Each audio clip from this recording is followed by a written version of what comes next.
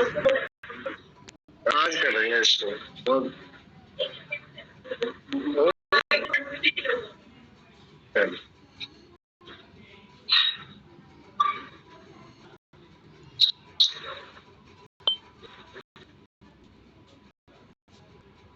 देख लिया आपने। सेक्शन 18 क्या कह रहा था कि पूर्ण को अर्धवृत्त से वरीयता प्राप्त होगी, अधिमान प्राप्त होगा। ठीक है। 19 ये कह रहा था कि व्यक्तिवार प्रॉपर्टी जाती है, ना कि शाखावार। ठीक है। और सामायिक अभिधारियों की हैसियत में प्रॉपर्टी जाती है, ना कि संयुक्त हैसियत की।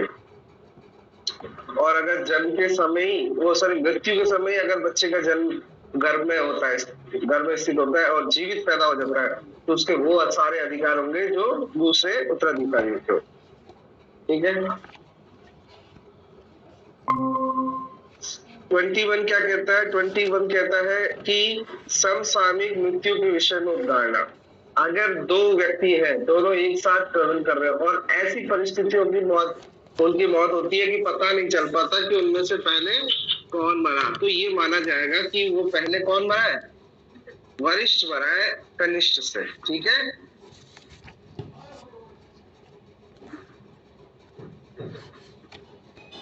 अब बेटा यहाँ पे मैंने ये क्या कह रहा है? ये ज्येष्ठ क्या शब्द है? ज्येष्ठ और कनिष्ठ। कनिष्ठ कनिष्ठ। ठीक है। तो ये माना जाएगा कि ज्येष्ठ की मृत्यु पहले हुई है, बाद में उत्तरवर्ती किसे माना गया है? कनिष्ठ को माना गया। ठीक है। ज्येष्ठ बेटा कभी भी आयु में नहीं गिन रहा है। पहली बात तो ये कि आप सोच रहे हो कि ज्येष्ठ वो होता है जो आयु में हो, आपके मन में धारणा यही होगी ना, जो उम्र में बड़ा हो। बेटा ऐसा हो सकता है कि चाचा आपसे छोटे हो। ऐसे कई परिवारों में मैंने देखा है कि चाचा छोटे होते हैं और लड़के बड़े होते हैं सन। तो पर हम किसको बड़ा मानेंगे इस मामले में? चाचा। हाँ, भले ही उम्र में क्या है वो, बल्कि स्टार बना के लिख लो। यहाँ पर उम्र नहीं देखा जाता, बस संबंध देखा जाता है कि वो संबंध में कितना बड़ा है, कितना छोटा है। चंदन जी आई बात होंगे? जी सर, कल की क्लास ऑफ हो गई थी, एक बार थोड़ा सा ब्रीफ कर लीजिए, क्या पढ़ कह रहे हैं? यही तो बता दिया, तीनों क्लास में यही तो बताया मैंने अभी। सेक्शन 18 बताया मैंने। ठीक है। सेक्शन 19 बताया, सेक्शन 20 बताया, ये 21 बताया। क्योंकि 21 में कह रहा था आपको कि और बताऊंगा, चलो दोबारा बताया तो। ठीक है। तो 20 पहले तो 20 सीख ली, 21 देख लीजिए। समसामयिक मृत्यु के विषय में अगर दो जने, एक 1 और 2, ठीक है, समसामयिक यानी ऐसे समय में मृत्यु हुई है जहां दो व्यक्ति किसी ऐसी परिस्थितियों में मरे हो जिनमें यह अविनिश्चित हो कि उनमें से कोई दूसरे का उत्तरजीवित रहा या नहीं। ये पता नहीं चल रहा है कौन किसके बाद जीवित रहा। ठीक है। उनमें से कोई दूसरे का उत्तरजीवी रहा या नहीं, और रहा तो कौन सा रहा, पता ही नहीं चल रहा कौन सा रहा था कौन सा नहीं रहा। जैसे मैंने बताया था गाड़ी से एक साथ जा रहे हो तो पता थोड़ी चलेगा कि कौन बाद में जीवित रहा या कौन पहले जीवित रहा, किसी का पता नहीं चलता। वहां जब तक प्रतिकूल साबित ना कर दिया जाए, अगर आप साबित कर दे तो ठीक है, जब तक साबित ना कर दिया जाए, संपत्ति के उत्तराधिकार संबंधी सब प्रयोजनों के लिए अवधारणा की जाएगी कि कनिष्ठ है ज्येष्ठ का उत्तरजीवी रहा है। जो ये कनिष्ठ है इसका उत्तरजीवी मतलब इसके बाद में मरा है। उत्तरजीवी मतलब इसके बाद में दूसरा गया, उत्तरजीवी ये रहा है। क्यों हमने ये बनाया है देखिए, और मैंने बताया आयु नहीं देखा जाता, क्या देखा जाता है? संबंध। चीज समझ में आ गया कि बड़ा संबंध में कौन है। देखिए अब थोड़ा सा आयु के आधार पर देख लेते हैं। ये भी एक भाई है और ये भी एक भाई है। आयु के आधार पर देख लेते, पर हम देख ले ज्येष्ठता के आधार पर। इस भाई की आयु है 40 साल और इस भाई की आयु है 20 साल। समझ में आ गया? 20 का ज्यादा बोलोगे, इस भाई की आयु है 25 साल। 15 साल का तो गैप हो जाता है आराम से, आजकल तो मैंने देखा बहुत देखा, 15-15 साल का गैप होता है भाई का। ठीक है।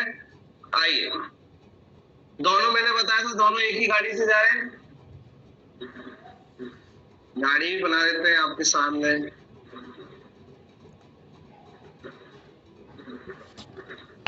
ये गाड़ी बन गई और यहाँ पर दोनों भाई बैठे हुए,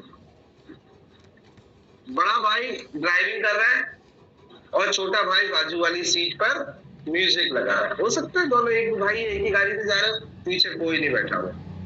जैसे ही गाड़ी टकराई तो गाड़ी आपको मालूम है आगे वाला हिस्सा फट से पिचक जाता है। इतनी कमजोर बॉडीज होती है और इतनी भयंकर तरीके से टकराई कि साइमल्टेनियसली ये नहीं पता कर पा रहे कि पहले कौन मरा, और दोनों की एक ही समय में क्या हो गई है, मृत्यु हो गई है। तो हम ये मान के चल रहे हैं, ये उपधारणा करके चल रहे हैं कि पहले किसकी मृत्यु हुई और उसका उत्तरजीवी कौन रहा। क्यों करा है? अब देखिए, हमने इसलिए करा है कि जो भाई है S1 है और फिर S2 है, ठीक है, ये S2 है और ये S1 है। ये जब मरेगा तो इसकी प्रॉपर्टी इसको जाएगी कि नहीं जाएगी, आप बताइए। जब हम देखते हैं ये भी मर गया तो क्लास 1, ये जो मर गया तो पहले प्रॉपर्टी कहाँ जा रही है, क्लास फर्स्ट में। और अगर क्लास फर्स्ट में कोई नहीं बचा तो किधर जा रही है, क्लास सेकंड में। और क्लास सेकंड में भाई तीसरे नंबर के उससे पायदान पे, तीसरे पिता, ठीक है, और वो जो आ रहे हैं उनके बाद में तीसरे नंबर भाई और बहन। तो ये इसकी प्रॉपर्टी पहले इसको जाएगी। जी समझ में आ गया, ये हमने बड़े का रखा है। और बाद में इसकी जब ये भी मर गया, ठीक है, तो इसकी प्रॉपर्टी इसके क्लास में जाएगी, क्लास फर्स्ट में, और इसके क्लास सेकंड में। इसके भी कोई भाई है, मान के चलो ये 2 खेत थे, एक खेत इस भाई का था और बी खेत इस भाई का था। तो अब आपको कंफ्यूज हो जाएगा कि पहले उत्तराधिकार में निर्वसित मरने वाले व्यक्ति की किस किस को प्रॉपर्टी जाएगी। बहुत बड़ा क्वेश्चन आया था, आपको तो ऐसे लग रहा है कि जो मरेगा पहले उसका उत्तराधिकार तो देगा। आप समझो, जो भी पहले मरेगा पहले उसका उत्तराधिकार में प्रॉपर्टी डिवाइड होगी। तो यहाँ पर इसलिए ये रखा गया है कि बड़े भाई अगर मरा तो बड़े भाई के उत्तराधिकार में किसकी प्रॉपर्टी जाएगी। अगर मान के चलो सिचुएशन ये क्यों रखा है, क्यों दाने की गई, मान के चलो इसका क्लास 1 का कोई नहीं बचा, ऐसा हो सकता है, इसके क्लास 1 का कोई नहीं, ना इसके बेटे ना भाऊ है, और माता तो अब 40 साल का है तो माता वाता भी नहीं है और पिताजी भी नहीं है, कोई नहीं बचा। इसको मैं मान लेता हूँ 70 साल और इसको मान लेता हूँ 50 साल, ऐसे मान लू, ठीक है। तो 70 साल में पिताजी भी नहीं बचे होंगे, माता जी भी नहीं है, वाइफ है, बुजुर्ग है, मर गई होगी, कोई लड़का लड़की भी नहीं है, और लड़का लड़की नहीं है तो उनके लड़के लड़की भी नहीं हुए, शादी मान के चलो ऐसा भी हो सकता है शादी नहीं हुई हो। चीज समझ में आ गया। तो इसके पास प्रॉपर्टी तो है, और क्लास 1 में देखा जाए तो लड़का और लड़की, लड़की के लड़की, लड़की के लड़की आ रही है, तो ये तो अनमैरिड ही रहा, तो ना लड़का हुआ ना लड़की हुआ, एक भी व्यक्ति क्लास 1 का आई नहीं इसके अंदर, क्योंकि माता थी वो मर गई है, विधवा थी पत्नी वो तो हुई नहीं शादी, पिताजी तो मर चुके, क्योंकि पिताजी फिर फर्स्ट क्लास में कोई नहीं है तो सेकंड क्लास में हुए, और सेकंड क्लास में कौन है, पिताजी पहले नंबर पे, आपने गौर से क्लासेस, दूसरे नंबर पे कौन है, इसकी पुत्री की पुत्री पुत्र, ठीक है, वो देखेंगे, और तीसरे नंबर पे कौन आ रहा है बेटा, भाई। तो बड़ा भाई का पहले उत्तराधिकार खुलेगा, उत्तराधिकार के रूप में प्रॉपर्टी जाएगी, और जैसे ही इसका उत्तराधिकार में प्रॉपर्टी, ये खेत किसको चलेगा बेटा, S2 को, ठीक है। अब S2 के पास कितने प्रॉपर्टी होगी, A और B, क्योंकि मरे साथ में, पर उदाहरण क्या किए, बड़ा वाला। अब इसके जो उत्तराधिकारी होंगे उनको ये दोनों खेत जाएंगे बेटा। आगे बात समझ में, नहीं तो कंफ्यूज हो जाते हैं हम, किसको क्या प्रॉपर्टी। अगर सोचो हमने इसको पहले बड़ा को मान लिया और इसकी प्रॉपर्टी को क्या है, क्लासिफाइड कर दिया, नहीं समझे, तो इसकी प्रॉपर्टी में इसको बच्चे चले जाएगी। अब इसको मान लिया मरा हुआ बाद में, नहीं समझे, तो इसकी प्रॉपर्टी का फिर मरेगी वो, फिर वो ट्रांसफर होगी। मेरी बात समझ में आ रही है। तो बड़ा कंफ्यूजन हो जाएगा, तो इसीलिए उन्होंने बोला है कि बड़े व्यक्ति को पहले मारो ताकि इसकी प्रॉपर्टी छोटे भाई के पास चले जाए, और उसके बाद में छोटे भाई का उत्तराधिकार खोल के उनको प्रॉपर्टी डिस्क्लोज कर दो। ये हमने उदाहरण कर रखी है, एक तथ्य बना रखा है कि बड़े की ज्यादा जल्दी मौत होती है जो ज्येष्ठ होता है, ठीक है, ऑब्वियसली बड़ा ही जल्दी मरेगा, ठीक है, भले ही साइमल्टेनियस उनकी एक साथ मृत्यु हुई तो भी उदाहरण क्या की गई कि बड़े की मृत्यु पहले हुई और उत्तराधिकार पहले उसका खुले। ये समझ में आ गया? ये खेद था, सीधा छोटे भाई को चले जाएगा, और छोटा भाई अभी भी लॉ की नजर में बड़ा नहीं है। पहले किसका उत्तराधिकार खुला है? बड़े का। अब जब इसके पास चले गए क्योंकि ये भी साथ में बना है कुछ समय के बाद, अब इसका उत्तराधिकार में दोनों प्लॉट आ गए, अब इसकी दोनों प्लॉट की खीर डिस्ट्रीब्यूट होगा। ये इसलिए बनाया था। मैंने कल आपसे कहा था कि ये जब अप्लाई करते हैं तो बड़ा टेढ़ा अप्लाई होता है, ठीक है। आइए अब आगे चलते हैं, अब नेक्स्ट वाली चीज का। नेक्स्ट वाला चीज बहुत आसान है, ये 90% लोगों को नहीं पता, 90% लोगों को नहीं पता। लोग क्या सोचते हैं कि हक शुफा, सुने, हक शुफा का अधिकार केवल मुस्लिमों में दे रखा है, नहीं, हिंदुओं में भी दे रखा है। ठीक है, समझ में आ गया? देखिए, नहीं, हक शुफा मतलब पहले आपका हक, शुफा मतलब यानी प्रॉपर्टी पर, ठीक है। अग्र क्रयाधिकार उसको कहते हैं, अग्र क्रयाधिकार, पहले खरीदने का अधिकार। अग्र मतलब पहले, क्रय करने का अधिकार।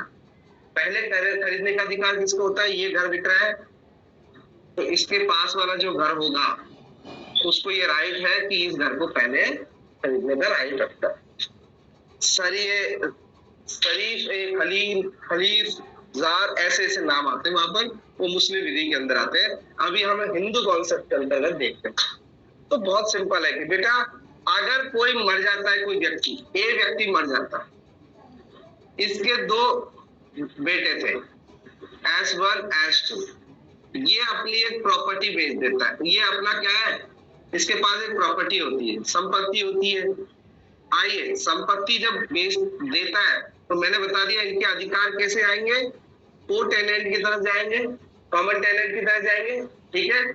आइए, तो इनके पास में चले गए। अब ये जो बड़ा भाई है, ये अपना हिस्सा, क्योंकि बाद में पार्टीशन करेंगे ये केस को, हाथों हाथ तो नहीं होता है, हाथों हाथ तो को टेनेंट की तरह होते हैं, कॉमन इन टेनेंट, ठीक है। ये टेनेंट कॉमन की तरह होते हैं, पर बाद में जब इनके पास प्रॉपर्टी आ जाती है, मर जाते हैं पिताजी, प्रॉपर्टी आ जाती है, फिर ये दोनों भाई बोलते हैं भैया ये वाला हिस्सा तू रख ले, ये वाला हिस्सा मैं रख लेता हूँ। एग्री हो जाते हैं तो दोनों विभाजन के लिए कार्रवाई कर लेते हैं, एग्रीमेंट डीड बनवा लेते हैं, विभाजन पार्टनरशिप में बना लेते हैं।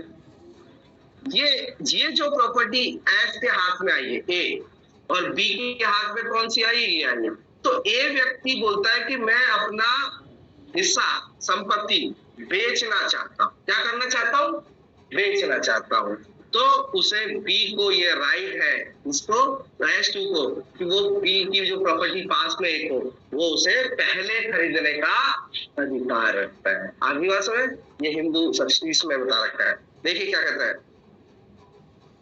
कुछ दशाओं में संपत्ति अर्जित करने का अधिमानी अधिकार। समझ आ गया? पहले अधिकार है। देखिए क्या है, जहां की इस अधिनियम के प्रारंभ के पश्चात, देखिए ये कब की बात कर रहा है? पहले ओल्ड कॉन्सेप्ट में नहीं था, इस अधिनियम में प्रारंभ के पश्चात निर्वसियत की किसी संपत्ति, अंडरलाइन कर लीजिए, निर्वसियत था जो मरने वाला था, उसकी किसी संपत्ति, वो भी कौन सी? स्थावर, जंगम संपत्ति की बात नहीं कर, अंडरलाइन कर लीजिए, किसी स्थावर संपत्ति में। तो पहली तो स्थावर संपत्ति या उसके द्वारा चाहे स्वयं या दूसरों के साथ किए जाने वाले किसी कारोबार। अब देखो ये भी हो सकता है कि ए ने बहुत बड़ा बिजनेस एम्पायर खड़ा किया हो, ऐसा भी तो हो सकता है। यही तो ना कि एक खेती खरीदा हो, बहुत बड़ा बिजनेस हो उसका, उस बिजनेस से कौन हिस्सेदारी होगी, किसका? ऑब्वियसली समझ में आ गया आपके। तो ये निर्वसियत मरने वाला है, इसकी एक संपत्ति भी हो सकती है, खेत वेत घर भर कुछ भी, या कोई बिजनेस भी हो सकता है जो स्वयं चलाता हो या किसी अन्य व्यक्ति के साथ मिलकर कोई कारोबार करता हो। चीज समझ आ गया? आइए, यही कहना चाहता है, उसके द्वारा चाहे स्वयं या दूसरों के साथ किए जाने वाले किसी कारोबार में हित अनुसूचित वर्ग में विनिर्दिष्ट दो या अधिक वारिसों को न्याय मिलता। देखो दो या दो अधिक है, एक सिंगल को चली जाती तो कोई प्रॉब्लम नहीं है, पर कितनी जा रही है? इसके दो वारिस है तो दो को जा रही है। अनुसूचित वर्ग में विनिर्दिष्ट दो या अधिक वारिसों को न्यायगत हो, और ऐसे वारिसों में से कोई, ये संख्या कितनी हो सकती है बेटा, और इन वारिसों में से कोई एक, लिखा नहीं है पर मैं बोल रहा हूं, कोई उस संपत्ति या कारोबार में अपने हित को, मैंने बताया था S1 का हित कौन सा है? ए, अपने हित के अंतरण की प्रस्तावना करे। क्या कर रहा है? प्रस्ताव की मैं अपना हिस्सा बेचना चाहता हूँ, अपनी संपत्ति या बिजनेस को बेचना चाहता हूँ, कोई नहीं, ठीक है। वहां ऐसे अंतरित किए जाने के लिए प्रस्तावित हित को अर्जित करने का, जो वो प्रस्तावित कर रहा है, प्रपोजल दे रहा है कि मैं अपना हिस्सा अंतरित करना चाहता हूँ, तो ऐसे अंतरित किए जाने के लिए प्रस्तावित हित को अर्जित करने का अधिमानी अधिकार दूसरे वारिस को प्राप्त हो जाता है। चीज समझ आ गया? पहले राइट किसका बनेगा? दूसरे वारिस को पहले खरीदने का। अब लग रहा है ना कि हक शुफा जैसा ही है। हक शुफा में भी तो यही है कि मान के चलो ये घर है, इस घर के अंदर 2 कमरे, 2 हिस्से कर दिए, बंटवारा हुआ बाद में, 2 हिस्से हो गए, एक हिस्सा इसका आ गया और एक हिस्सा इसका आ गया। अब ये सोच रहा है कि मैं अपना हिस्सा बेच के चल जाऊं, तो पहले इसको राइट है, इसको खरीदेगा। चीज समझ आ गया? ये से कहते हैं हक शुफा। अग्र क्रयाधिकार, पहले से आगे खरीदने का अधिकार, दूसरों को जो अधिकार मिला उससे पहले इसको खरीदने का अधिकार है। किसको? जो उसका वारिस है, ठीक है। पर मुस्लिम लॉ में क्या अंतर है? मुस्लिम लॉ में ये अंतर है कि पड़ोसी पहले क्या है? खरीदने का अधिकार होता है। वहां तीन जनों के बारे में बताऊंगा, ठीक है। रिश्तेदार होते हैं, जो नजदीकी संबंधी होते हैं, रिश्तेदार नहीं है तो पड़ोसी है, ठीक है, और दूसरा रिश्तेदार, वो भी खरीद सकते।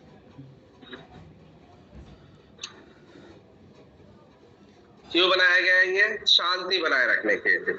क्योंकि अगर यहाँ मुस्लिम आ गया और ये हिंदू है, तो मुस्लिम तो डेली मांस काटेगा, इसकी क्या धार्मिक आस्था भंग होगी नहीं। ये जैनी मान के चलो, हिंदू की श्रेणी में जैनी भी आ रहे हैं, हिंदू की परिभाषा के अंदर, और जैनी इसमें ये कसाई को दे दी है दुकान, कारोबार। 2 दुकानें थी, एक दुकान पड़ोस में किसने दे दी? कसाई को दे दी। तो पहले किसको? उस जैनी भाई को अधिकार है उस दुकान में। आगे बात समझे? अब ये भाई मना नहीं कर सकता, नहीं तो कोर्ट जा सकता है सीधा। अब आपको एक बहुत बड़ा रूल पता चल गया, नहीं पता था ना। और अब देखो प्रॉब्लम क्या होती है, वो भाई बोलेगा मैं तेरे को नहीं बेचूंगा, क्योंकि अब बचपन से हम बहुत लड़े, दोनों भाई बहुत लड़े, और दोनों भाई तो चलो प्यार सकते हैं, नई नई जो बहुएं आई है उन्होंने दोनों भाइयों में इतनी खड़ास डाल दी कि देखो तुम्हारे भाई ने आज ये किया, तुम्हारे भाई ने ये किया। तो बचपन से जानता है अपने भाई को, 20 साल 25 साल से कंटी भी जानता है, पर जैसे 1 साल के अंदर वो आती है कान भरने लग जाती है बड़े भाई या छोटे भाई की प्रति। चीज समझ में आ गया? अब दोनों में हो गई दरार। अब दरार आ गई तो ये वाला बोल के मैं तो बेच के जाऊंगा, चाहे तो कुछ भी कर ले, ये उसे रोक सकता है। पर बेटा ऐसा नहीं है कि ये जो कीमत लगा रहा है, समझ में आ गया? अब आप बोले नहीं मैं तो नहीं दूंगा। बेटा जो कीमत दूसरों को बेचने वाला है, मान के चलो इस प्लॉट को बेचने वाला है 10 लाख में, तो पहले राइट किसका है? 10 लाख में खरीदने का, ये कहना चाहता है, नहीं समझे? अब ये मान के चलो एक्स नाम का व्यक्ति उस 10 लाख को खरीदने के लिए तैयार है, तो एक्स को ये है कि 10 लाख पहले दे दे इसे और खरीद ले भाई, कौन मना कर रहा है? मेरी बात समझ आ गया? उसको तो बेचना है 10 लाख में, ये खरीदने के लिए तैयार है, तो ये इसे बेच सकता है। बस कंडीशन ये होनी चाहिए कि ये उसको प्रतिफल देने के लिए, फ्री में कुछ नहीं मिलता दुनिया के अंदर। ये समझ में आ गया? भाई ये तो सस्ते में लगा दे, ऐसा कोई लाभ नहीं है। वही चीज उसी पर ये भी, इसको भी ये सोचना चाहिए उस जानबूझ को उसको वंचित करने के लिए प्रतिफल की राशि ना बढ़ा दी, ठीक है। ये आगे वाले सब क्लोज में देखते हैं। आइए, मृतक की संपत्ति में कोई हित जिस प्रतिफल के लिए, अब देखो ये प्रतिफल का अंडरलाइन करिए, वो संपत्ति का बेच रहा है, प्रस्तावना दे रहा है, तो संपत्ति का कोई ना कोई प्रतिफल तो होता ही है, ठीक है। जिस प्रतिफल के लिए इस धारा के अधीन अंतरित किया जा सकेगा, वह पक्षकारों के बीच किसी करार के अभाव में इस निमित्त किए गए आवेदन पर न्यायालय द्वारा अवधारित किया जाएगा। अगर कोई करार कर लिया तो अलग बात है, नहीं तो ये प्रॉपर्टी का एनालाइज, ये एप्लीकेशन लगाएगा कोर्ट के अंदर कि सर मैं खरीदना चाहता हूँ, और इस प्रतिफल का आकलन कौन करेगा? न्यायालय डिसाइड करेगा। मेरी बात समझ में आ गया? ऐसा हो सकता है कि भाई ना ले 2 लाख की प्रॉपर्टी को 10 लाख में बेचूंगा, भाई में खरीदेगा तो बता, ऐसा भी तो हो सकता है। तो वो एप्लीकेशन लगा देगा कोर्ट के अंदर, अगर कोई प्रतिकूल कोई करार नहीं है तो, ठीक है, तो कोर्ट में एप्लीकेशन लगा देगा, और डिसाइड कौन कर देगा उसके बारे में? कोर्ट डिसाइड करेगा, न्यायालय द्वारा अवधारित किया जाएगा। और यदि उस हित को अर्जित करने की प्रस्तावना करने वाला कोई व्यक्ति ऐसे अवधारित प्रतिफल अर्जित करने के लिए राजी ना हो। और ये व्यक्ति, कोर्ट ने एक बार डिसाइड कर दिया। अब देखो ये कितना कह रहा था, ये कह रहा था 10 लाख में बेचूंगा, इसने आवेदन कर दिया कोर्ट के अंदर, ये तो बहुत ज्यादा बता रहा है, और कोर्ट ने डिसाइड कर दिया कितना, 5 लाख रुपए। हो सकता है कोर्ट ने कितना डिसाइड कर दिया उस प्रॉपर्टी के अंदर, 5 लाख रुपए। अब ये क्या कह रहा है, अब वो प्रस्तावना करने वाला कोई व्यक्ति, ठीक है, ऐसे अवधारित प्रतिफल पर अर्जित करने के लिए राजी ना हो तो ऐसे व्यक्ति उस आवेदन के या उसके आनुषंगिक सब खर्चों के देने के लिए दायी होगा। और न्यायालय ने अवधारित कर दिया और ये बेचने के लिए अब तैयार नहीं है उसको। समझ में आ गया? तो सारे के सारे न्यायालय के खर्चे वर्चे सब कौन किससे ले ली जाएंगे, इस व्यक्ति से, जिसने प्रस्ताव में। आगे बात सुनिए, ये है बात। और लास्ट वाला देखिए क्या कहता है। अब यहाँ पे तो एक ही वारिस मांग रहा था, ऐसा भी हो सकता है 4 वारिस है, मान के चलो 4 भाई थे और इनकी 4 दुकानें थी, 1 2 3 4। इस दुकान को बेचना चाह रहा है बीच वाली को, ये भाई भी लेना चाहता है और ये भाई भी लेना चाहता है, क्योंकि अपनी दुकान को बड़ा करना चाहिए। तो जहां पर 2 लड़ रहे होंगे वहां पर जो अधिकतम बोली लगाएगा, क्योंकि इसे तो बेचना है, तो इनमें से जो अधिकतम बोली लगाएगा ये उसको बेच देगा, उसको बेचने का अधिकार होगा, उसको करे। बस सबसे पहले भाइयों को बेचेगा। समझ में आ गया क्या अधिकार? देखो क्या कह रहा है, यदि कोई धारा के अधीन हित अर्जित करने वाली प्रस्तावना करने वाले अनुसूची के वर्ग 1 में विशिष्ट 2 या अधिक वारिस हो तो उस वारिस को अधिमान दिया जाएगा जो अंतरण के लिए अधिकतम प्रतिफल देने की पेशकश करेगा, अपना अधिकतम बोली लगाएगा, अधिकतम प्रतिफल देगा। आगे बात समझ में? ये बोल रहा है कि मैं 5 लाख दे दूंगा, S3 बोल रहा है, S3, और ये मान के चलिए S2 है, S1 की जमीन है। ये समझ में आ गया? ये S1 की जमीन है, तो S3 बोल रहा है 5 लाख, ये बोल रहा है मैं 6 लाख दूंगा, ये बोलेगा अच्छा मैं 7 लाख दूंगा। तो जो जिसकी बोली अधिकतम प्रतिफल देगा ये दुकान उसके नाम पे हो जाएगी, पर प्रायोरिटी बेटा इनको देंगे होगी, संपत्ति कुटुंब में बनी रहे। आगे बात समझ में? बहुत आसान था, हार्ड एंड फास्ट नहीं था इसका। ठीक है, स्पष्टीकरण ये कह रहा है कि किस न्यायालय में आवेदन किया जाएगा, जो सिद्धिकारिता में प्रॉपर्टी स्थित है। सिंपल सी बात है, ये CPC में हजारों बार पढ़ चुके हैं। आगे बात समझ में? चंदन जी आगे आपको। अब अग्रक्रय अधिकार, कोई बोले कि यार मेरा भाई यार बड़ा परेशान कर रहा है, प्रॉपर्टी बेच के जा रहा है, तो बोले तू खरीद ले। बोले यार कैसा खरीदूंगा, तो बेचना नहीं चाहता, तो मेरे को परेशान करने के दूसरे को बेचना चाहता है। कोई नहीं, एप्लीकेशन लगा, ठीक है, को डिटरमाइंड है। हाँ, अब सिविल में जैसे सवाल ये था कि पड़ोसी प्रॉपर्टी बेच रहा हो या मकान मालिक बेच रहा हो, तो पड़ोसी या किराएदार किस लिए का, क्योंकि वो पड़ोसी तो बेचना नहीं चाहता या किराएदार को मकान मालिक देना नहीं चाहता। नहीं लगा सकता है, तो वारिस, ये तो वारिस है, मैं क्या कह रहा हूँ, ये तो वारिस है, पर आप लॉ में जाएंगे ना, लॉ में अगर वो अच्छा राइट बता देता है कि सर कितने समय से मैं रह रहा हूँ, इतना मेरा क्या, बच्चे भी इसी स्कूल में पढ़ते हैं, आस पड़ोस में है, मेरा सर कोर्स ऑफ बिजनेस भी यही आस पास में, नहीं समझे? अगर ये किसी को बेचान कर देगा मुझे अपूर्णीय क्षति होगी, नहीं समझे? तो कृपया बीच में से रोके, तो स्टे लगा देगा। पहली बात तो स्टे लगा देगा, और फिर बाद में सूट किस हिसाब से ला रहे हो आप, ये प्रॉपर्टी मेरे को दे दी जाए, क्योंकि मेरा इसमें क्या है, संतुलन ज्यादा बैठेगा। मेरी बात समझ में आ रही है? सुविधा का संतुलन वो ज्यादा रहेगा, तो आप मुझे सेल कर दो। वहां पर ये कह सकता है, या तो वारिस को एब्सोल्यूट राइट दे रखा है, पर वहां पर लॉ उसकी भी मदद करता है, जो किराएदार होते हैं और जो पड़ोसी होता है, क्योंकि कहीं ना कहीं उसको पहले राइट, जैसे खिड़की, सर मुझे खिड़की निकालनी है, मेरा सुखाधिकार बढ़ रहा है, और पड़ोस में मकान आने की वजह से, जैसे ये प्लॉट है, जनरली प्लॉट किसको, पास वाले को बेचने के लिए वो होनी चाहिए, पर ये किसी को लॉ मालूम ही नहीं है, क्योंकि मैं जब मकान बनाऊंगा तो मैं दोनों साइड खिड़की निकालना चाहूंगा कि नहीं निकाल, तो मेरा तो मकान बीच में आ गया, और वहां मेरा खुली हवा, खुली प्रकाश की व्यवस्था नहीं हो पाएगी। तो पहले सुखाचार अधिनियम में यही तो है बेटा, सेम टू सेम सुखाचार अधिनियम के तहत खरीदने जाते हैं हम वहां पर। जी समझ में आ गया? वहां पर हमें पहले राइट मिल जाता है। असेसमेंट एक्ट में दे रखा, ईजमेंट एक्ट, ठीक है, ईजमेंट ईजमेंट, वहां सारे व्यक्ति जा सकते हैं, चाहे हिंदू हो चाहे कोई भी हो, और मुस्लिम के लिए तो हक शुपा है ही, सही है, ठीक है। पर हाँ, यहाँ पर उत्तराधिकारी जा सकते हैं इस अधिनियम के तहत, ठीक है। आइए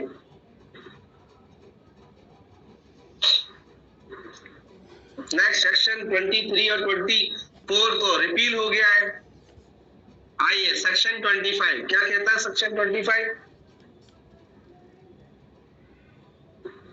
हत्या करने वाला निहरित होगा। देखो ये तो सही बात है,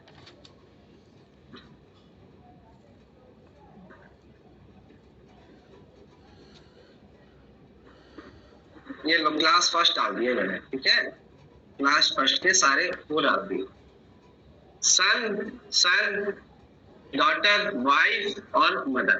पिताजी तो क्लास सेकंड में आते हैं, अगर ये मर जाएगा तो इसके बेटे। मेरी बात समझ में आ गया? आइए अब क्या कहना चाहता है ये हम इसी स्टेज पे समझते हैं।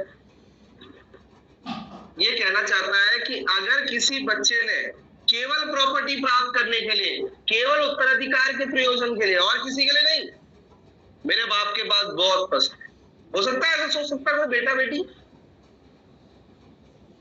पिताजी है 10,000 करोड़ के मालिक और कुंडली लगा के बैठे। क्या लगा के बैठे?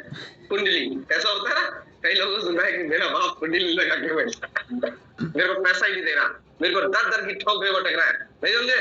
तो हो सकता है उसके दोस्त लोग ज्यादा पिला दे, ज्यादा नशेड़ी बना दे। बेटा जो दोस्त क्या करते हैं वो यही तो काम करते हैं कि उस बच्चे का माइंड वॉश कर देते हैं ऐसे लोगों को। तो इसको आ जाती है गुस्सा कि यार चल कंटाई खत्म करे, पिताजी को खत्म करके, और प्रॉपर्टी पे जैसे ही मारेंगे प्रॉपर्टी में अपने हिस्से आ जाएगी प्रॉपर्टी। और ज्यादातर किस लिए? जर, जोरू, जमीन, इन तीनों के लिए ही क्या है अपराध होते हैं, समझ में? या फिर प्रॉपर्टी प्राप्त करने के लिए। अभी देखो एक केस आया, एक हस्बैंड एक वाइफ है, और वाइफ का किसी एक्स नाम से क्या है रिलेशन है। अब वो रिलेशन को भी नहीं तोड़ना चाहती, ठीक है, और पत्नी भी बनना चाहती है। देखो कितने, क्यों? क्योंकि यहाँ से उसे क्या है, पैसा मिल रहा है, और रिलेशन से यहाँ बन गई। फिर इसने भड़काया कि यार ऐसे कैसे कितने दिनों तक चलेगा। इसने आइडिया दिया कि तू उसे मार दे, एंड ऑफ द डे सारी प्रॉपर्टी किसकी हो जाएगी? तेरी हो जाएगी, और फिर अपन दोनों फ्री। यही तो हो रहा है आज की दुनिया में, और क्या हो रहा है? ये जो डेथ है हो रही है वो इसी परिस्थिति के चक्कर में हो रही है, जो आदमियों की मौत हो रही है, क्योंकि आदमी की सारी प्रॉपर्टी किसको जाती है? वाइफ है कि नहीं, या फिर बच्चे, मदर को वो तो देता ही कौन है। तो समझो सारी की सारी प्रॉपर्टी औरत रख लेती है। तो ऐसे ही हो रहा है। तो मान के चलो ये मार दे, लड़की मार दे, ये मार दे, कोई भी मार सकता है। मैं तो लड़की की बात नहीं कर रहा, कोई भी व्यक्ति अगर इस व्यक्ति को मृत्यु कर देता है, हत्या कर देता है, या हत्या करने का दुष्प्रेरण करता है, खुद तो नहीं मारता, अपने गंदे हाथ नहीं करता, किसी और से मरवा देता है, यही तो है था दुष्प्रेरण, अमिटमेंट के द्वारा हत्या करवाना। तो इसको कोई प्रॉपर्टी नहीं मिलेगी जब ये मरेगा।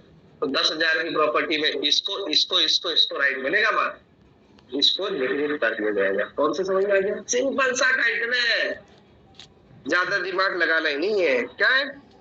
जो व्यक्ति हत्या करता है, मर गया ना ये, जो व्यक्ति हत्या करता है, और किसकी हत्या करता है? हत्या करने का दुष्प्रेरण करता है, वह मृत व्यक्ति की संपत्ति। देखिए मृत व्यक्ति कौन है? जो उसके पिताजी या कोई भी होगा उत्तराधिकार प्राप्त करेगा। ये किसी और की हत्या नहीं कर रहा, चीज समझ में आ गया? अपने ही उससे जिससे उसे प्रॉपर्टी मिलने वाली है, मृत व्यक्ति की संपत्ति या ऐसी किसी अन्य संपत्ति को जिसमें उत्तराधिकार को अग्रसर करने के लिए, अंडरलाइन कर लीजिए, क्यों हत्या कर रहे हैं? अग्रसर करने के लिए उसने हत्या की थी, या हत्या करने का दुष्प्रेरण क्या था? विरासत में पाने से निहिरित हो जाएगा, उसको अब कुछ नहीं मिलेगा। मेरी बात समझ में आ गया? ये कहना चाहता हूँ मैं। हत्या करना भी जरूरी नहीं है, बस दुष्प्रेरण हो जाए किसी में। दुष्प्रेरण क्या है? अरे नहीं चंद्र, देखो अंकित, आप समझो इसको। हत्या क्या करना मतलब खुद अपने हाथ उसे मार देना, और हत्या का दुष्प्रेरण करना मतलब खुद अपने हाथ गंदे ना करना, एक्ट से मरवा देना। सुपारी समझ में आ रही है? वो भी है। तो खुद ने अपने हाथ नहीं गंदे किया, किसी और से मरवा दिया। बहुत राजनीति चलती है पिक्चरों में, तो यही खेल चल रहा है। नहीं, दादा की प्रॉपर्टी में हिस्सेदारी के लिए उसको कंपनी में सुला दिया पापा ने। ठीक है, ये तो ये व्यक्ति क्या हो जाएगा, मेरे हो जाएगा।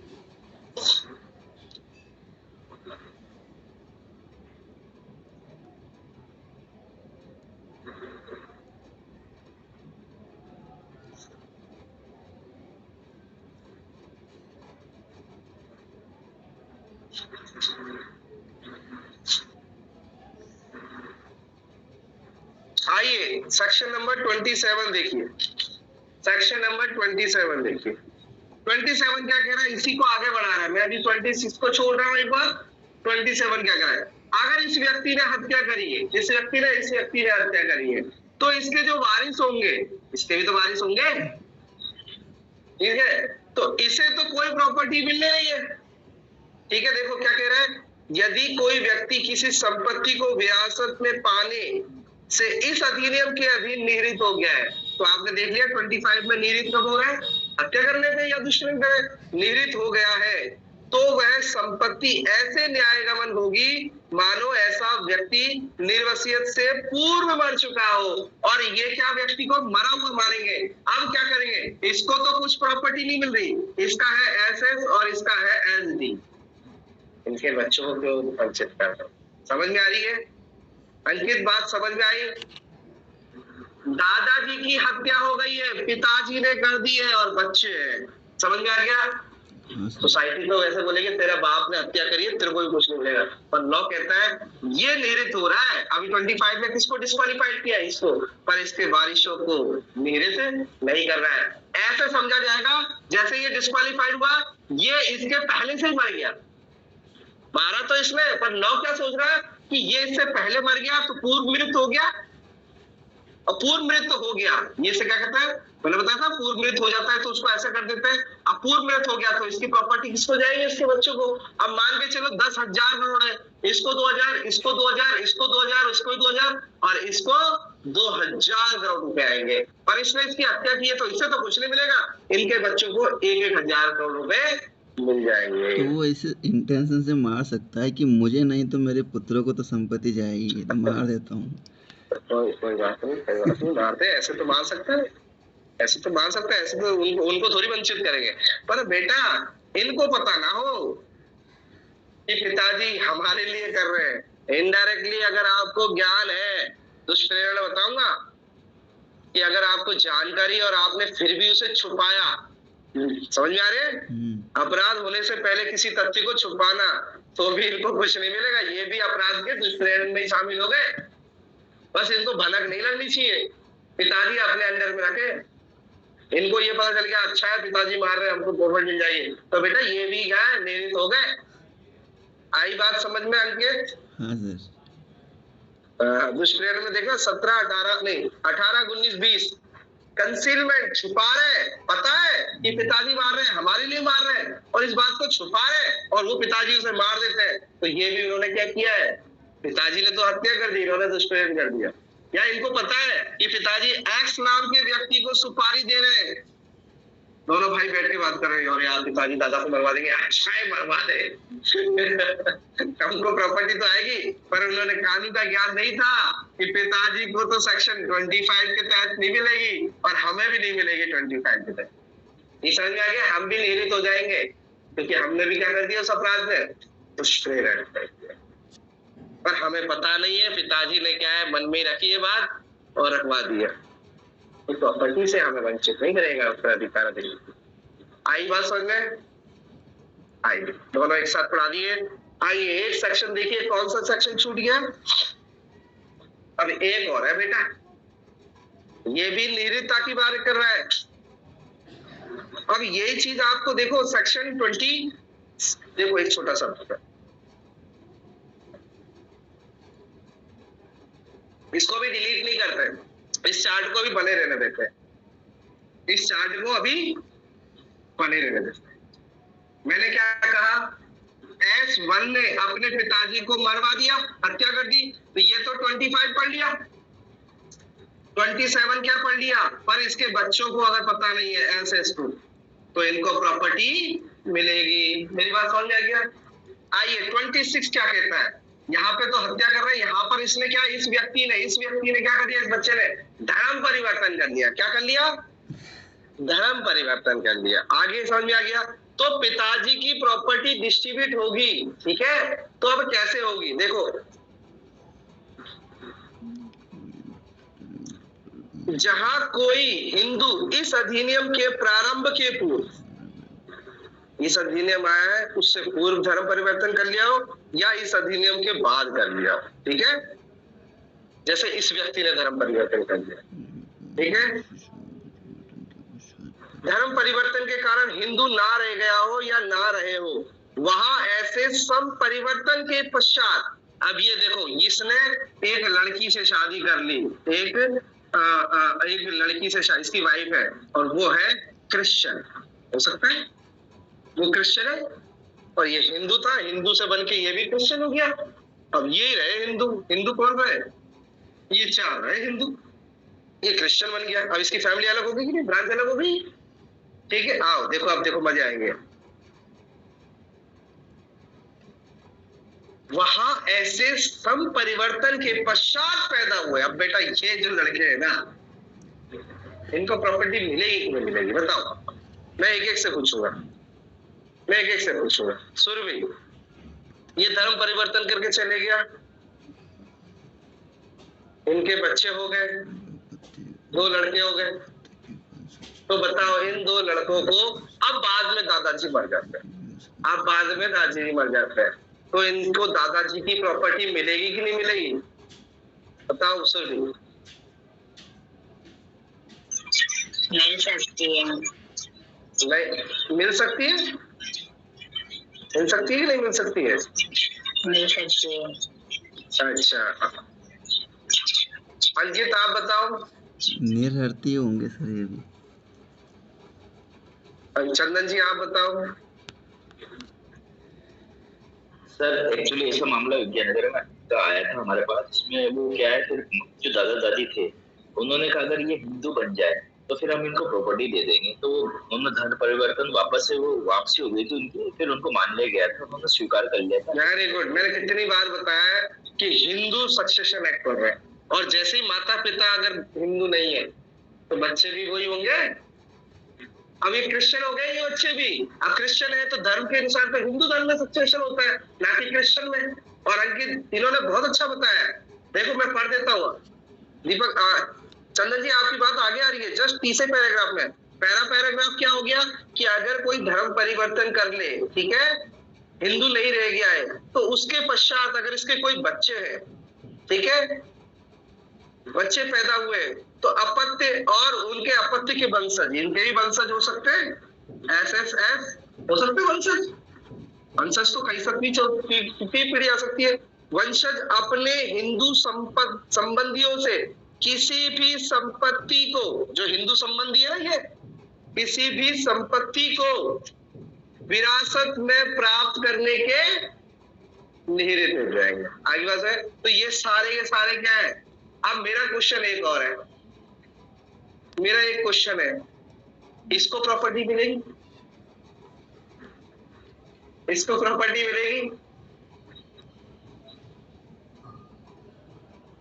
यहाँ पे डिस्क्वालिफाइड बच्चों को किया गया है, इसको नहीं किया गया। देख लो दोबारा,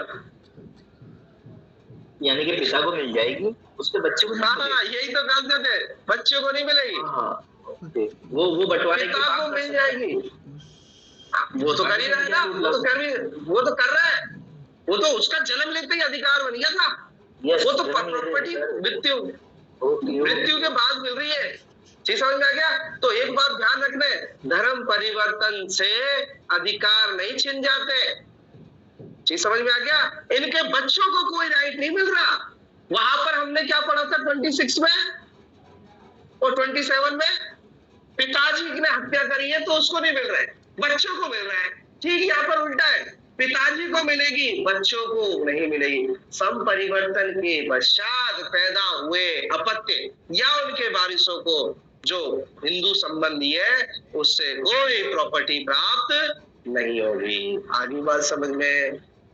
पिताजी को मिल जाएगी, इन बच्चों को नहीं मिलेगी। ठीक है? और गलती से पिताजी मर गए, ठीक है, गलती से पिताजी मर गए, ये मर गए, तो अब ये सारे के सारे क्या है, क्रिश्चियन ही है। अब प्रॉपर्टी पिताजी के माध्यम से जाने वाली थी, वो नहीं जाएगी। आगे बात समझे, एक बीच में, पर यहाँ पर अगर पिताजी है तो पिताजी को अपना अंश मिलेगा 100%। उनके बच्चों को नहीं मिलेगा, क्योंकि खानदान से हिंदू का शब्द आने गया है, वो तो हिंदू ही पैदा हुआ था। मेरी बात समझ आ गया।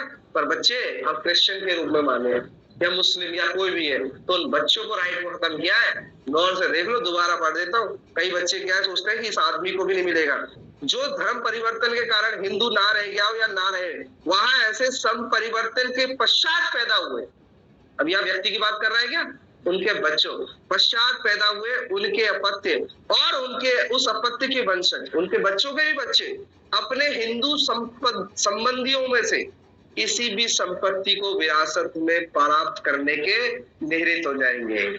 आइए अब चंदन जी की बात करते हैं।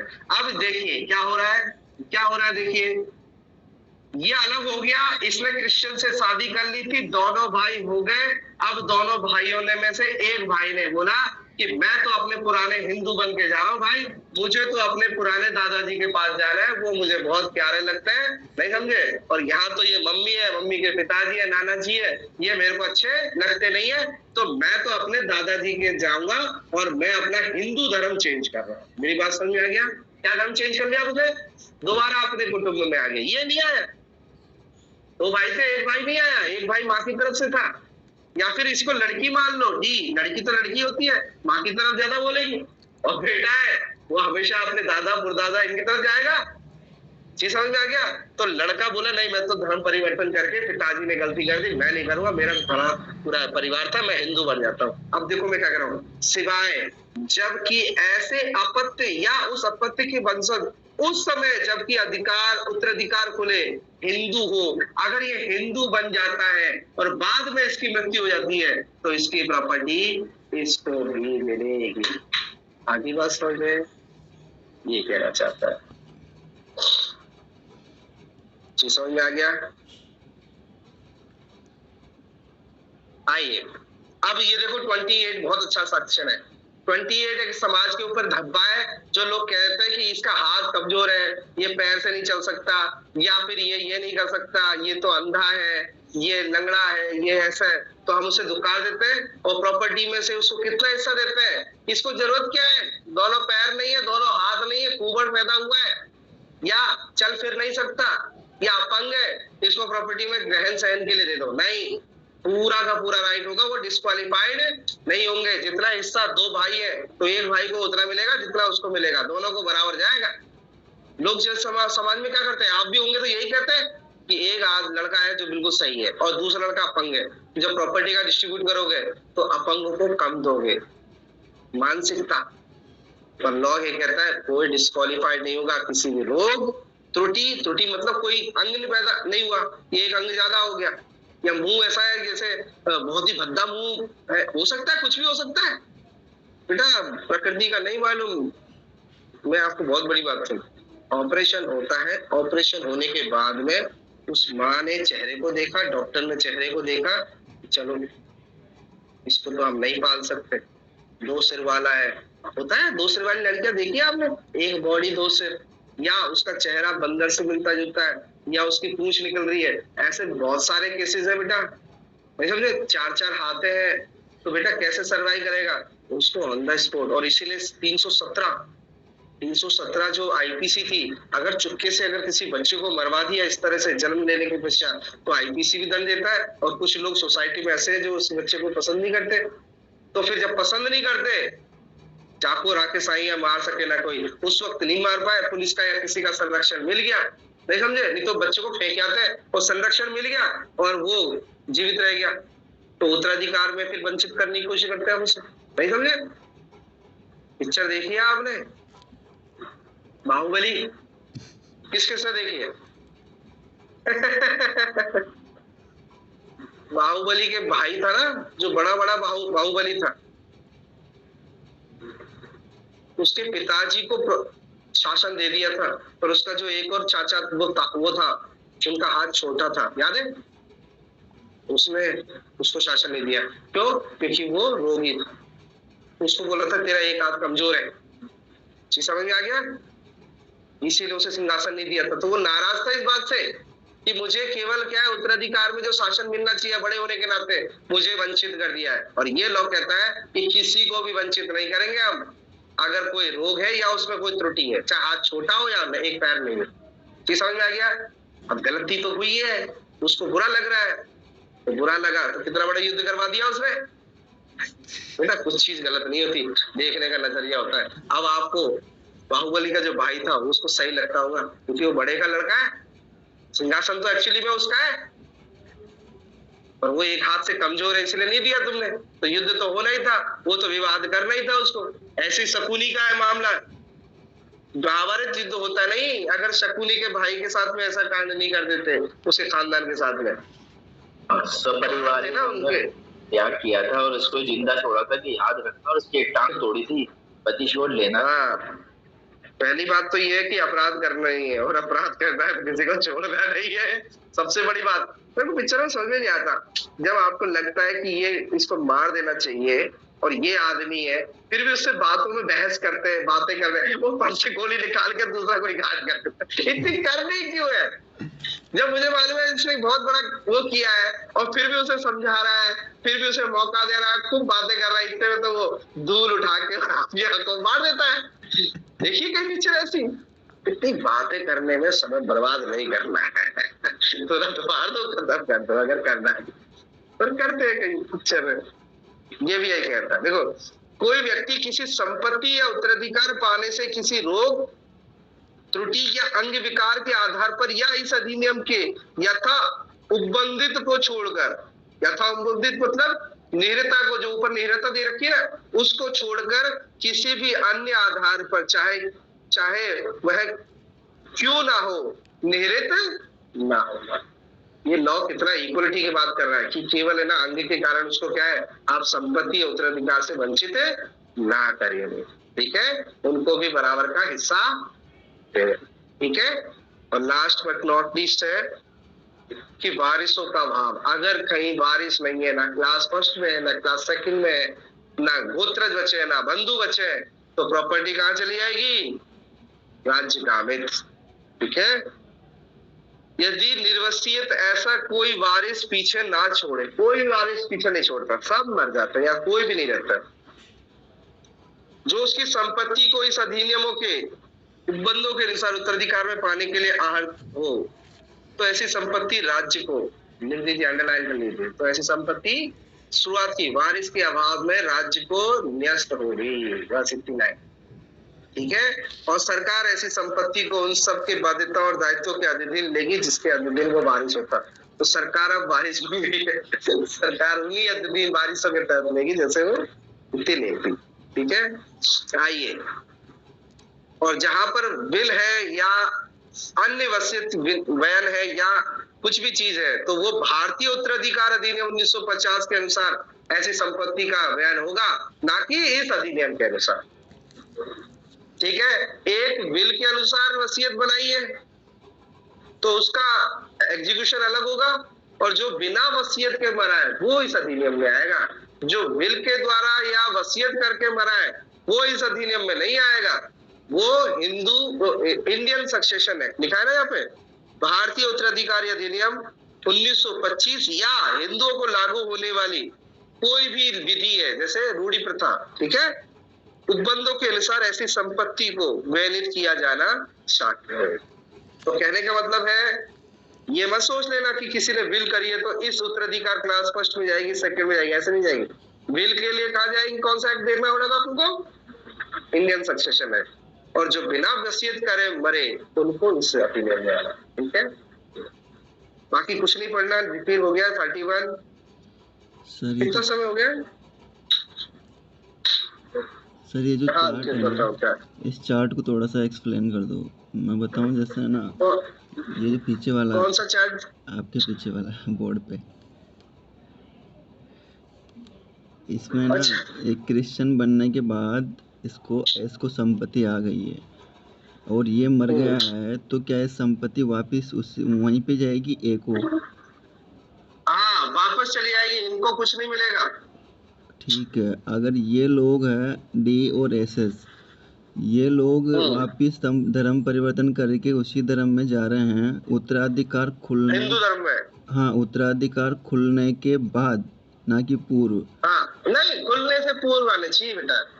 देखो यही तो लिखा हुआ है, खुलने के बाद आ रहे हैं तो नहीं मिलेगी, खुलने के बाद नहीं मिलेगी। ये क्या है, जब ऐसे आपत्ति या आपत्ति के वंशज उस समय जबकि उत्तराधिकार खुले, ठीक है, खुले मतलब यानी मरने से पहले आने चाहिए, ठीक है, उसका जब, ठीक है, उस समय खुलता कब है, उत्तराधिकार कब खुलता है, जब वो मर जाता है। तो कहने का मतलब हिंदू भी बने हो, खुलने के समय हिंदू होने चाहिए, ऐसे नहीं कि खुलते समय वो मर गया उसके बाद आप हिंदू बने, तो उसका कोई महत्व नहीं रहेगा, ठीक है। तो मरने से पहले हिंदू बने हो, फिर वो उत्तराधिकार खुलना होगा और फिर आपको प्रॉपर्टी उत्तराधिकार, नहीं तो ये तो लालच में आ रहे हैं, ये तो लालच में आ रहे हैं। सर उत्तराधिकार खुल के तो पिता को संपत्ति प्राप्त हुई थी, तो फिर दोबारा से उत्तराधिकार खुलने की तो कोई संभावना ही नहीं है। ये तो जब पिता को, नहीं है, जब पिता अगर जीवित है ना, पिता जीवित है तो पिता को मिल जाएगी, ठीक है, और पिताजी के इसके हिंदू का है, इसको तो इसको मिल जाएगी, परंतु पिताजी मर गए तो इनको कुछ नहीं मिलेगा, और ये हिंदू बन जाता है पहले, तो पिताजी की प्रॉपर्टी पूरी की पूरी किसके पास आ जाएगी, इसके पास आ जाएगी, पिताजी के मरने से पूर्व। हाँ, पिताजी के मरने से पूर्व आना चाहिए। ठीक है सर, ठीक है, ठीक है। अब थोड़ा सा देखो मुस्लिम लॉ की बात करते हैं। मंडे से मुस्लिम लॉ स्टार्ट करेंगे बेटा। मुस्लिम लॉ अनकोडिफाइड है, सबसे बड़ी बात, उसका कोई भी क्या है लिखा हुआ नहीं है। बेरेट जो लेके आए बच्चे मुस्लिम लॉ का, उसको देखो, बेरेट दो मेरे को, ये लॉ बेरेट हम कुछ नहीं पढ़ने वाले इसके अंदर। पहली बात इस बेरेट जो मुस्लिम बेरेट है, इसमें से हम कुछ भी नहीं पढ़ेंगे, ठीक है।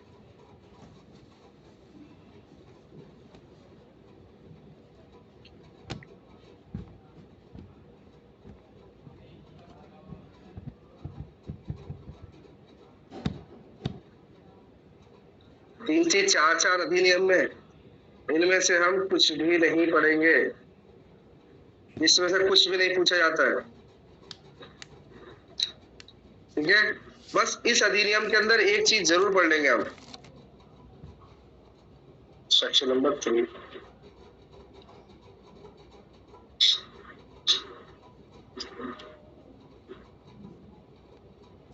सेक्शन नंबर 3 का है,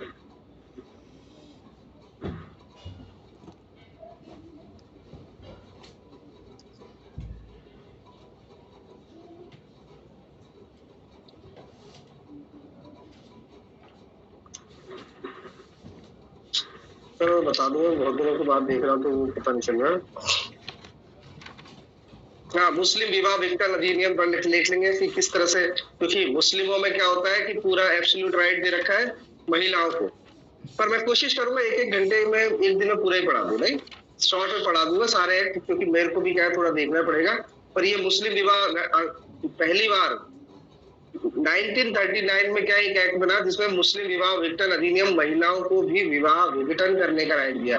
नहीं तो 3 तलाक कौन दे देता था, पति दे देता था, पर पत्नी को भी राइट दिया गया, ठीक है, वो इस अधिनियम में बता रखा है, ठीक है। जैसे हमारे हिंदुओं के अधिकार है ना, सेक्शन नंबर 13 में है, वैसे महिलाओं के भी अधिकार है।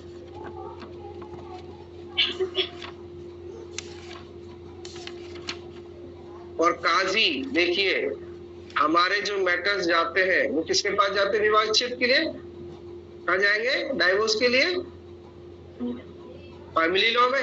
इनके फैमिली लॉ में नहीं आते, इनके जाते हैं काजी के पास में। तो न्यायाधीश कौन होता है, जो अंतिम निर्णय देता है, काजी इज न्यायाधीश। आप जो शादी कराते हैं ना, जो काजी साहब के सामने होते हैं, बहुत लोगों को पता ही नहीं है। मैं कल परसों शादी में गया एक में, तो वह निगाह, शादी तो नहीं कह सकते, निकाह पढ़ा रहे थे, तो कुछ लोग उसको वैल्यू ही नहीं दे रहे थे। मैं देख रहा था वो न्यायाधीश बैठा हुआ है, समाज जैसे कई लोग, बहुत बुरा लगता है ना कि जो बहुत ज्ञानी आदमी होती है आम लोगों के बीच में आता है तो कुछ वैल्यू नहीं देते। वो काजी को न्यायाधीश बताया, इसीलिए काजी एक्ट बना हुआ है यहाँ पर। और काजी नॉट लेस देन जज है, वो पारिवारिक मामलों में सबसे बड़ा न्यायाधीश है और अंतिम फैसला उसके होते हैं। समझ में आ गया, और उसकी कोई अपील भी नहीं होती है, समझ में आ गया। देख लेंगे काजी एग्री कि किस तरह से नियुक्त किया जाता है और किस तरह से नहीं किया होता है, कितने कितने प्रकार के काजी होते हैं। ठीक है, और एक 2019 में एक नया एक्ट आया, मुस्लिम महिला विवाह अधिकार संरक्षण अधिनियम, वाह, 2019 का, ये मैंने नहीं पढ़ा। ठीक है, तो इसको भी देखो। तो पहले मैं क्या कह रहा हूँ, मैं आपको थोड़े बहुत नोट्स लिखाऊंगा, ठीक है, शॉर्ट में लिखाऊंगा, लेंथ में नहीं लिखाऊंगा, तो उसको देख लेना, लिख लेना। तो ज्यादातर हम लिखने का प्रयास करेंगे, समझने का तो करेंगे ही करेंगे, लिखने का भी प्रयास करेंगे। ठीक है, क्योंकि क्या है, काफी ऐसी चीज होगी, टर्म्स होगी कि हिंदुओं का तो सक्सेशन और ये सब पढ़ में आ गया आपके, वहां पर हक शुफा पढ़ना होगा, कितने प्रकार के हक शुफा होते हैं, कैसे होते हैं, कैसे नहीं होते, कितने प्रकार है, कितने नहीं है, नहीं समझे, तो वो सारी की सारी चीजें लिखनी होगी आपको। तो मंडे से थोड़ा सा लिखने का काम करेंगे उसे, है, ठीक है, क्योंकि अनकोडिफाइड मैं चाहता हूँ कि आपके पास छोटे नोट्स हों, क्योंकि मैं पढ़ा दूंगा तो बेटा सब गायब हो जाएगा ना, लिखा हुआ बेरेट में तो फिर भी देख लोगे आप कभी भी उठा के, इसका तो बेरेट में कुछ पढ़ने के दम है नहीं है। ठीक है, ठीक है, तो थोड़ा बहुत नोट्स लिखा देंगे आपको मंडे से। ठीक है, ओके।